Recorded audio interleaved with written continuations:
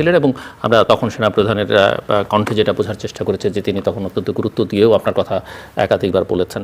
আমি একটু বুঝতে চাই যে তাদের মাইন্ডসেট তখন কেমন মনে হয়েছিল। আজকে সেনাবাহিনী সেনাপ্রধানকে নিয়ে প্রায় নিয়মিত অনেক ধরনের কথাবার্তা, এমনকি সরকারের সঙ্গে সংশ্লিষ্টরাও অনেক কথা বলছেন। আপনি তো মানে বডি ল্যাঙ্গুয়েজ সব মিলিয়ে আমি আপনাকে একটা কথা বলি, আমাদেরকে প্রত্যেকটা জিনিস পার্সপেক্টিভ অনুযায়ী দেখতে হবে।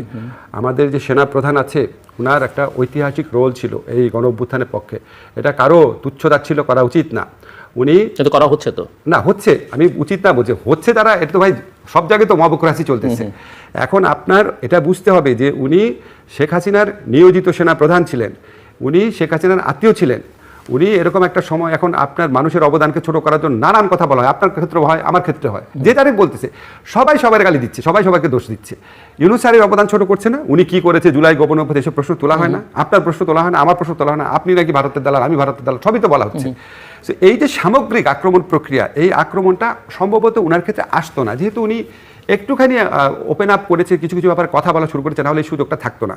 আমি ব্যক্তিগতভাবে আপনাকে বলি, এটা আমার ব্যক্তিগত অভিমত, আমি কাছের থেকে দেখে আমার কাছে মনে হয়েছে এই গণ অভ্যুত্থানের প্রতি উনার প্রচণ্ড শ্রদ্ধাবোধ আছে।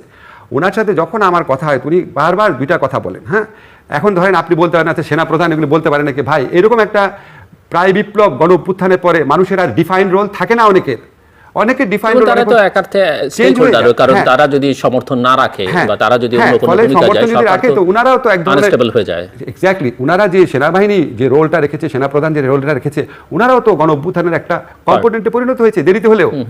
ফলে উনার সাথে যখন আমার ব্যক্তিগতভাবে বিভিন্ন সময় দেখা টাকা হতো, প্রথম দিকে বেশি দেখা হতো বিভিন্ন প্রোগ্রামে, উনাকে দেখতাম উনার দুইটা ব্যাপারে খুব আকাঙ্ক্ষা আছে। একটা হচ্ছে কিছু সংস্কার যেন করা হয় দেশে, আরেকটা হচ্ছে যে আমাদের একটু মানে দেশ আনস্টেবল যেন না হয়ে পড়ে তাড়াতাড়ি করে ইলেকশন প্রসেস আসার জন্য। আমার কাছে মনে হয়েছে ওনার সবসময় আশঙ্কা থাকে কি, ইলেকশন যত দেরি হবে তত দেশের মধ্যে বিভিন্ন ধরনের চক্রান্ত ষড়যন্ত্র হতে পারে। আরেকটা কথা উনি সবসময় বলতেন, উনি আর্মিকে বেশি দিন বাইরে রাখতে চান না, সম্ভবত 1/11 এক্সপিরিয়েন্সের কারণে আর্মির মধ্যে সিভিলিয়ান ভাইস ঢুকে যেতে পারে। আমি ফ্র্যাঙ্কলি আপনাকে বললাম, তো আমার কাছে উনাকে যেভাবে পোট্রে করা হয় কিছু কিছু মাধ্যমে, আমার কাছে মনে হয় অবিচার করা হয় এবং উস্কানিমূলক বক্তব্য দেওয়া হয়। এবং আপনি যেটা বলছেন, তবে আপনাকে এটাও বলে রাখি, আমি এটাও বলে রাখি with due respect to Waqar ভাই, উনি আপনার এই যে ইনক্লুসিভ ইলেকশন এই ধরনের কথা যদি উনি না বলে এটা ভালো, কারণ উনি না বললে ভালো, কিন্তু যখন আপনারা পরিষ্কার করে বলেন না তখন অ্যাজ এ স্টেক হোল্ডার তিনি যদি বলেন, কারণ তারও এখানে স্টেক আছে, তার সশস্ত্র বাহিনীর স্টেক আছে এবং উনি যেহেতু লিড করছেন বলতে পারেন। তবে হয় কি আপনার, কারণ আমরা তো ঠিক 2007-8 যা দেখেছি সেই হিসেবে ওনারা তো প্র্যাকটিক্যালি কিছুই বলছেন না, করছেন না। জি আমি বলি আপনাকে, বলতে পারেন। ধরেন আপনার অগাস্টের মাসের প্রথম 2-1 দিন, প্রথম 1-2 সপ্তাহ তখন যদি বলতেন, এখনকার রোলটা তো ডিফাইন, তখন বললে তো মনে হতো যে উনি প্রভাব বিস্তার করবার চেষ্টা করছেন। কিন্তু এখন যেহেতু সমাজে নানা মহল থেকে নানা রকমের প্রশ্ন উঠছে, রাজনৈতিক দলগুলো থেকে নানান কথা উঠছে, ইভেন আমি তো পলিটিক্যাল পার্টিগুলোকে এটাকে নিয়ে খুব বেশি আমি আপনাকে বলি, ধরেন পৃথিবীতে কে ভালো কাজ করছে, কে ঠিক করছে, কে বেঠিক করছে, এটা তো আমার কথায় নির্ধারিত হবে না। আপনার বক্তব্য সঠিক হতে পারে, কিন্তু আমার মতে মানে দেশে যেই পরিমাণ সেন্সিটিভিটি তৈরি হয়েছে আওয়ামী লীগের সম্পর্কে, আওয়ামী লীগের সভানেত্রী লেথাল ওয়েপন ইউজ করার জন্য আদেশ দিচ্ছেন, এই করছেন সেই করছেন। আওয়ামী লীগের সকল পর্যায়ে নেতৃবৃন্দ, সবচেয়ে ভালো নেত্রী যেটা দেখেন সেটার পিছনেও সেও একটা না একটা কুৎসিত নির্বাচনে ইলেক্টেড লোক। এরকম পরিস্থিতিতে এটা নিয়ে মানুষের মধ্যে প্রচণ্ড সেন্সিটিভিটি কাজ করে। ধরেন আপনাকে আমি ফ্র্যাঙ্কলি বলি, আমি ফ্র্যাঙ্কলি বিশ্বাস করি, ভুলে যান আমি উপদেষ্টা, আমি মানুষ হিসেবে বিশ্বাস করি, আওয়ামী লীগকে আবার যদি নির্বাচনের সুযোগ দেওয়া হয়, আওয়ামী লীগ দেশকে আবার দোজক বানানোর চেষ্টা করবে। তার কাছে এত টাকা আছে এবং তার মধ্যে কোনো রিমোটস নাই, সে যেটা করেছে এই জুলাই হত্যাকাণ্ড, এটা কোনো রিমোটস নাই।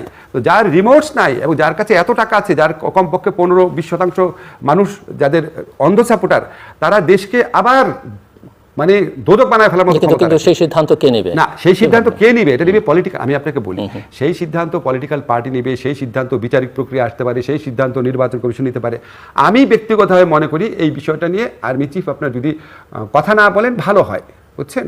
ওনার এই বিষয়ে কথা বলে উনি নিজেকে এক্সপোজ করে দিচ্ছেন, কারণ এই আকাঙ্ক্ষার বিপক্ষে বহু মানুষ আছে। ইনক্লুসিভ ইলেকশনের কথা তো প্রায় সবাই বলছে, মানে একটা স্ট্যান্ডার্ড ইলেকশন মানে তো ইনক্লুসিভ ইলেকশন, ইভেন জাতিসংঘও বলছে। জি, জাতিসংঘ বলেছে, জাতিসংঘ ইনক্লুসিভ ইলেকশন বলে নাই জিল্লুর, জাতিসংঘ বলেছে দল নিষিদ্ধ করার বিপক্ষে। আমি আপনাকে দুটো জিনিস ক্লিয়ার করি, জাতিসংঘের রিপোর্টে ইনক্লুসিভ ইলেকশন বলে নাই, জাতিসংঘের রিপোর্টে বলেছে দল যেন নিষিদ্ধ করা না হয়।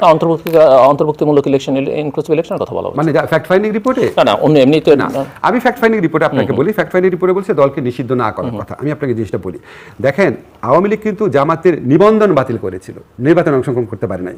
আওয়ামী লীগ কিন্তু জামাতকে নিষিদ্ধ করেছে জুলাই মাসে শেষ থেকে। তো নিষিদ্ধকরণ আর নিবন্ধন বাতিল ডিফারেন্ট, আলাদা জিনিস।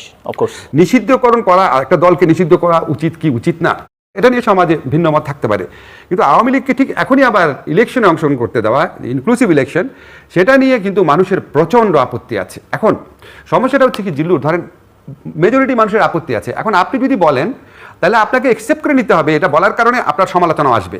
এখন আপনি এটা বলতে পারেন, কারণ আপনি সমালোচনা নিলে সমস্যা নেই, আপনি একটা স্বাধীন পেশার মানুষ, কিন্তু একটা বাহিনী চিফ যদি এটা বলে মানুষকে বিভিন্নভাবে সমালোচকরা ইনভাইট করেন, তাহলে এটা দেশের জন্য ভালো না। কাজে এইসব ব্যাপারে এটা এই পয়েন্টে বিশেষ করে আমি মনে করি, মানে আমার ব্যক্তিগত অভিমত, আই মে বি রং, মানে এমনও তো হতে পারে, আমরা তো আর জানি না যে উনি হয়তো ওনার মেসেজটা আপনাদেরকে বলতে আমি সরকারকে কনভে করেছে, বাট সরকারের রেসপন্স পাননি, সো ওনার কাছে মনে হয়েছে যে বলা প্রয়োজন। আমি একটু গোড়ায় যাই, যেখান থেকে আমরা আলোচনাটা শুরু করেছিলাম, ওই যে সরকারটা যেভাবে গঠিত হলো, এই সরকারে কার শেয়ার কতখানি? আমিন এই সরকারে এই ছাত্রদের শেয়ার কতখানি, বিএনপির কতখানি, জামাতের কতখানি, আর্মির কতখানি, ইন্টারন্যাশনাল কমিউনিটির আপনার কতখানি? আমি একটু শেয়ারিংটা বুঝতে চাই। শেয়ারিং তো কিসের শেয়ারিং না, কার নমিনিরা কত ভাগ শতকরা হিসেবে বা যে কোনো ভাবে? আমি ছাত্রদের থেকে যেটা শুনেছি, ধরেন মানে এখানে কারা ডমিনেট করছে? আচ্ছা, যেই 50% আমি জানতামই না উপদেষ্টা যারা হয়েছে, আমি ছাত্রদের থেকে যেটা শুনেছি, তারা বিএনপির মতামত নিয়েছে। তারা মতামত নেয় একটা, আরেকটা হচ্ছে না, তারা নিজেরা লিস্ট করেছে। আমি আপনাকে নাম বলতে পারবো না এখানে, বিকজ এটা বলা শোভনীয় হবে না। তারা যেই একজনকে চেয়েছিল, বিএনপি থেকে স্ট্রং অবজেকশন আসার পর সেটা বাদ দিয়েছে। আবার তাদের লিস্টে যে ছিল না, ধরেন তারা বলেছিল উনি আন্দোলনকারী সময় তো আমাদের সাথে ছিল না, সেরকম একজন আবার বিএনপির কথায় আসছে। আবার এমন একজন আসছে যার সম্পর্কে আমি জানতামই না আসবে, সে জামাতের কথায় আসছে। সো ছাত্ররা নিজের ইচ্ছা সবকিছু ডিসাইড করে না।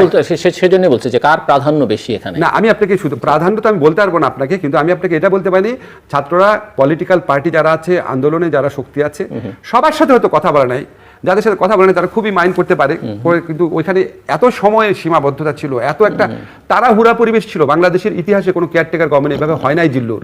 আমরা জানতাম একটা কেয়ারটেকার গভর্নমেন্ট হবে, সবাই আলোচনা করে লোকজন ঠিকঠাক করে প্রস্তুতি নিয়ে, এটা চট করে হয়ে গেছে। 5 তারিখে শেখ হাসিনার পতন ঘটবে, এটাই কয়জন ভাবছে। ফলে এটার মধ্যে কিছু তাড়াহুড়া থাকতে পারে, কিন্তু আমার তাদের ইন্টেনশন নিয়ে আমার কোনো প্রশ্ন নাই। তারা সিলেক্টিভলি আছে, ওর সাথে কথা বলবো না, ওর সাথে কথা বলবো না, এটা না। যেমন ধরেন আমি যেটা জানি যে আন্দোলনকারীর সময় আপনার যে ভূমিকা, আমি ছাত্রদের মুখে শুনতাম অত্যন্ত হাইলি রেসপেক্ট করে আন্দোলনকারীর সময় আপনার যে ভূমিকায় আছে। এখন হয়তো আপনি সামনে আছেন উদাহরণ, হয়তো সরকার গঠনের ব্যাপারে আপনার পরামর্শ হয়তো নেয় নাই, কিন্তু ওইটা ইচ্ছা করে আমি মনে করি না যে আমি এত গুরুত্বপূর্ণ আমার মতামত নিতে হবে। স্টেক হোল্ডার বলছে না, আমি আপনি সামনে আছেন থেকে উদাহরণ দিচ্ছি। ওরা ডেলিভারিটি আছে, ওর সাথে কথা হলো, ওর সাথে কথা হলো, এটা করে নাই। আর আমার সাথে যে কথাগুলো বলেছে, আমি আপনাকে বারবার বলতেছি, ধরেন 50%-এর ব্যাপারে আমি কোনো ধারণাই ছিল না, এবং আমিও যাদের নাম প্রপোজ করেছি সেখানে 60% তারা আমার প্রপোজালে 3 রকম রিয়াকশন দেখিয়েছে। একটা বলছে স্যার এটা তো আমাদের লিস্টে অলরেডি আছে, তারপর একটা বলছে স্যার এটা একটু দেখতে হবে, আরেকটা হচ্ছে স্যার না উনি তো আমাদের সময় আন্দোলনে আমাদের সাথে 15 বছর উনি কী করেছে। তো 3 ধরনের রিয়াকশন। তো আমার কথা কীভাবে শুনেছে, ঠিক না? এখন ধরেন আমাদের একজন মহিলা উপদেষ্টা, ওনার নাম বলার সাথে সাথে ওরা বলো স্যার ওনার নাম তো আমাদের লিস্টে আছে, ওনার নাম সবার কাছ থেকে আসতেছে। রেজওয়ানার কথা, রেজওয়ানের নাম সব মহল থেকে আসছে। সেটা তো আমার কথা তো হয় নাই, এগুলো অলরেডি তারা ডিসাইড করে রেখেছে। এবং তারা 3টা দিন আমি যতদূর জানি আর কি, যত মানুষের সাথে পারে কথা বলার চেষ্টা করেছে, সবচেয়ে বেশি কনসালটেশন করেছে বিএনপি আর জামাতের সাথে।